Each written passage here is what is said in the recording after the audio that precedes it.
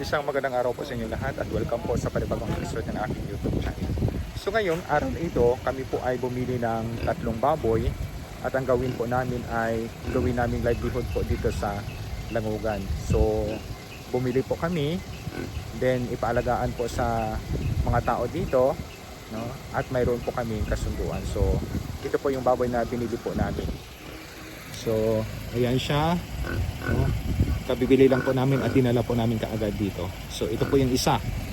Naman po yung dalawa, no? Ito po yung dalawa. Ito po. So bali 3 po yung binili namin at dito po ngayon yung mag-aalaga. Ito po si Ate Nora. So si Ate Nora po, siya po yung mag-aalaga po ng baboy dito. So ano masasabi mo, Ate Nora? Malaki na yung baboy natin. Malaking tulong ito, Pads. Kasi nga, kunting ano na lang. Konting alaga na lang, Kunting no? kimbot na lang. Kunting alaga lang yan. So ayan po. So yung gagawin po namin, paanakin po, tapos paanak, hahatiin po yung anak at the same time para makatulong po sa kanila po. Ayan. Salamat po. Yung livelihood po namin dito, no? Ayan po, nagpaalaga po ng baboy. Okay, salamat po.